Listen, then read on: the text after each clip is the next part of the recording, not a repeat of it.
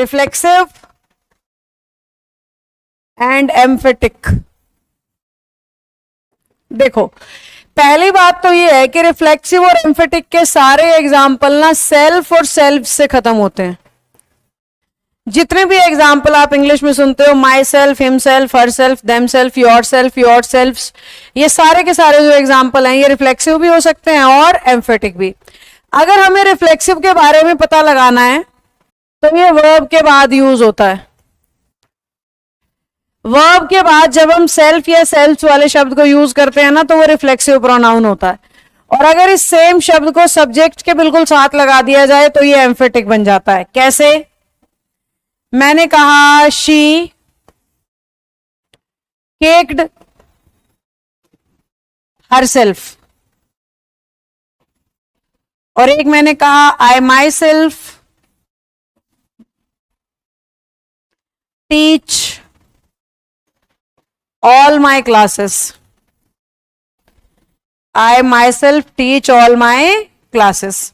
अब ध्यान से देखो बेटा, अगर मैं बात कर रही हूं किक्ड की तो ये है वर्ब, और वर्ब के बाद जब भी सेल्फ या सेल्फ वाला वर्ड आएगा तो इंग्लिश उसे क्या मानेगी? रिफ्लेक्सिव मानेगी। और ये है सब्जेक्ट। सब्जेक्ट के बाद अगर सेल्फ या सेल्फ वाला वर्ड आएगा तो इंग्लिश उसे क्या मानेगी? एम्फेटिक मानेगी। ये तो है इनको पहचानने का सीधा तरीका।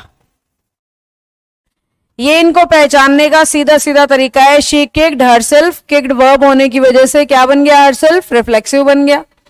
अब जैसे ही हमने माई सेल्फ को सब्जेक्ट के बिल्कुल साथ रख दिया तो ये क्या बन गया बच्चों? एम्फेटिक बन गया। अब इसको हम स्पोकन में इस्तेमाल कैसे करते हैं? इसमें गलतियां क्या होती हैं? सबसे पहली गलती क्या होती है? बहुत सारी बार बच्चे इन दोनों को सही यूज नहीं कर पाते। जैसे सेल्फ इंग्लिश में ना सिंगुलर होता है और सेल्फ्स ना इसी का प्लूरल होता है। सेल्फ कैसा काम करता है? सिंगुलर का, और सेल्फ्स कैसा काम करता है? प्लूरल का। तो बहुत बार क्या करते हैं, जैसे हम लोग शी को यूज कर रहे हैं तो शी के लिए हर सेल्फ आता है।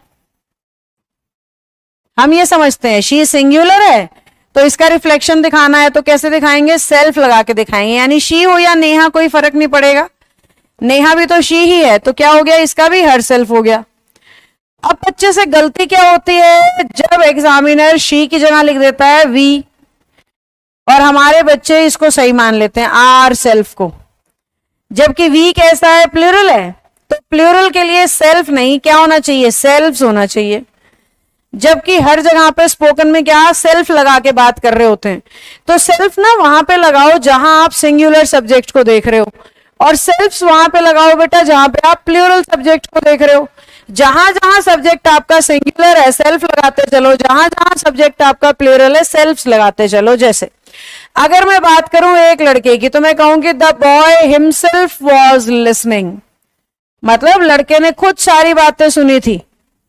तो द बॉय हिमसेल्फ, क्योंकि बॉय सिंगुलर है इसलिए मैंने सेल्फ जोड़ा। पर अगर मैं कहती लड़कों ने खुद सुना था अपने कानों से, द बॉयज हिमसेल्फ्स की बजाय the boys themselves were listening to the discussion. अब देखो बॉयज होते ही क्या हो गया? देमसेल्फ्स हो गया। बच्चे क्या गलती करते हैं? बॉयज के साथ लिखते हैं हिमसेल्फ्स, जबकि ऐसा तो हो ही नहीं सकता। ये तो मैंने मान लिया कि सेल्फ का प्लूरल हमने कर दिया सेल्फ्स क्योंकि बॉयज थे, पर बॉयज फिर ही थोड़ी ना होंगे, हिम थोड़ी ना होंगे, बॉयज दे हो जाएंगे और दे का मतलब देम हो जाएगा। तो बॉयज को देखते हुए हमें क्या लगाना था? देम सेल्फ्स लगाना था। अब जितने भी बर्ड्स हैं, एनिमल्स हैं, तो हम कहेंगे द बर्ड इट सेल्फ, इन्हें इट माना गया है बेटा। सारे पक्षियों और जानवरों को इंग्लिश में इट यूज करते हैं। All class presentation mix video. Taksh आपकी बात बिल्कुल समझ नहीं आ रही, क्या कह रहे हो? अच्छे से लिखो। हाँ जी, तो ये हमने ना पहली बात रिफ्लेक्सिव और एम्फेटिक की है जो ध्यान रखनी है। अब आती है दूसरी बात। इसको सारे बच्चे ध्यान से सुन लेना, बहुत ध्यान से। किसी का भी ध्यान थोड़ा भी भटका हुआ है तो बोर्ड पे आ जाओ। कभी भी आप इंग्लिश में सेल्फ या सेल्फ्स वाले शब्द से सेंटेंस को शुरू नहीं कर सकते हो। सेल्फ या सेल्फ्स वाले शब्द से सेंटेंस को स्टार्ट नहीं कर सकते।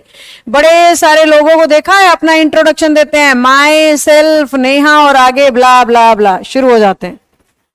सुना होगा ना आपने, इंग्लिश बोलते हुए लोग अपने आप को इंट्रोड्यूस करने के लिए माई सेल्फ से सेंटेंस को शुरू कर देते हैं, जबकि ग्रामर कह रही है कि सेल्फ और सेल्फ्स वाला शब्द स्टार्टिंग में लग ही नहीं सकता।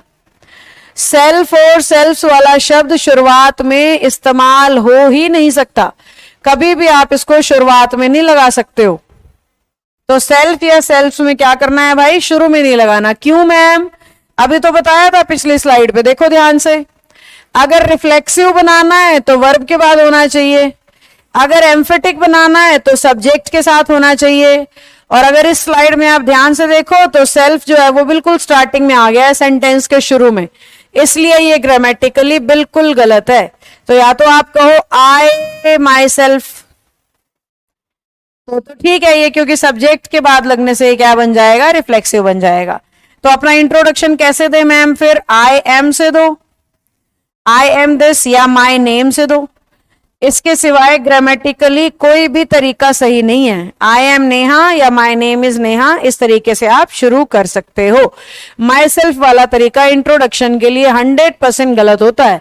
देखो स्पीकिंग में इंग्लिश बोलते हुए नियमों का ध्यान नहीं रखना होता है, लेकिन ग्रामर जिन्हें आती है ना, जो इंग्लिश के सच्चे ज्ञानी है, वो बिल्कुल नहीं माई सेल्फ से अपने आप को इंट्रोड्यूस करेंगे, कभी भी नोटिस कर लेना।